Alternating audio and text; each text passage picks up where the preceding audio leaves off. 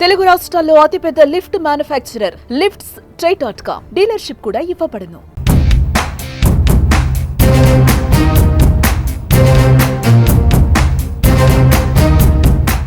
దేశవ్యాప్తంగా ఉద్యోగులకు అదిరిపోయే వార్త వినిపిస్తోంది.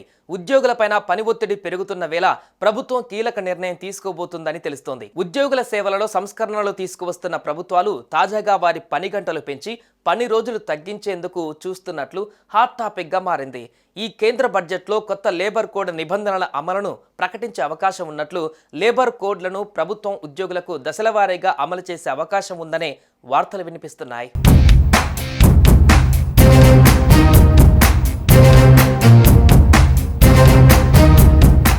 మోదీ ప్రభుత్వం 2025 బడ్జెట్లో 4 లేబర్ కోడ్స్ దశలవారీగా అమలు చేసే ప్రణాళికను ప్రకటించే అవకాశం ఉంది. కొత్త లేబర్ కోడ్స్ను ఒక్కసారిగా కాకుండా విడతల వారీగా అమలు చేయాలని కేంద్ర ప్రభుత్వం ప్లాన్ చేస్తుందని రిపోర్ట్స్ వస్తున్నాయి. వచ్చే ఆర్థిక సంవత్సరం నుంచే ఇది స్టార్ట్ అవుతుంది. ఎందుకంటే ఇలా చేస్తే కంపెనీలు ఈజీగా కొత్త రూల్స్కి అలవాటు పడతాయి, అన్నీ సక్రమంగా జరుగుతాయని భావిస్తున్నారు. కార్మిక ఉపాధి మంత్రిత్వ శాఖ అధికారులు ఢిల్లీ, పశ్చిమ బెంగాల్ లాంటి రాష్ట్రాలతో కలిసి ఈ చట్టాల కోసం రూల్స్ రెడీ చేస్తున్నారు.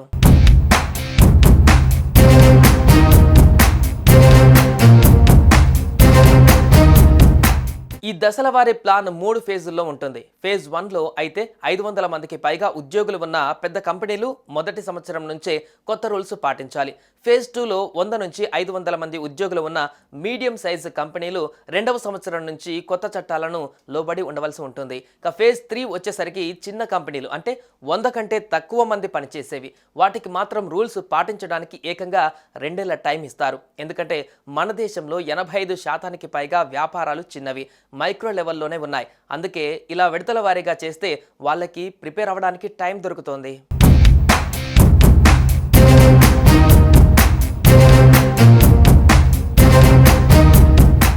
ఈ కోడ్లను అమలు చేసేందుకు కేంద్ర కార్మిక మంత్రిత్వ శాఖ రాష్ట్రాలతో చర్చలు జరుపుతోంది.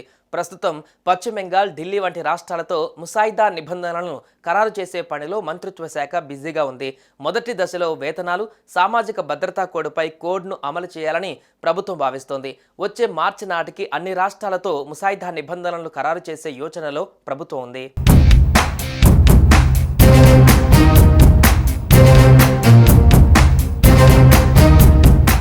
ఇక ఈపీఎఫ్ 95 పెన్షన్దారులకు శుభవార్త వినిపించేందుకు కేంద్రంలోని మోడీ ప్రభుత్వం సిద్ధమవుతున్నట్లుగా తెలుస్తోంది. ఈపీఎస్ 95 పెన్షన్దారులకు హయ్యర్ పెన్షన్ విషయంలో సానుకూలమైన నిర్ణయం తీసుకునే అవకాశం ఉందని వార్తలు వస్తున్నాయి. ఈపీఎస్ 95 పెన్షన్ కారణంగా కనీసం పెన్షన్ను 7,500 రూపాయలకు పెంచాలని చాలా సంవత్సరాలుగా కేంద్ర ఉద్యోగులు డిమాండ్ చేస్తున్నారు. అయితే దీనిపై కేంద్రం ఎలాంటి నిర్ణయం తీసుకోలేదు. 2024లో కనీసం నెలవారీ పెన్షన్ 1000 రూపాయలుగా నిర్ణయించాలని ప్రభుత్వం ప్రకటించినప్పటికీ 36.60 లక్షల మందికి పైగా పెన్షన్దారులు తమ ఖాతాలలోకి చేరుతున్నట్లుగా చెబుతున్నారు.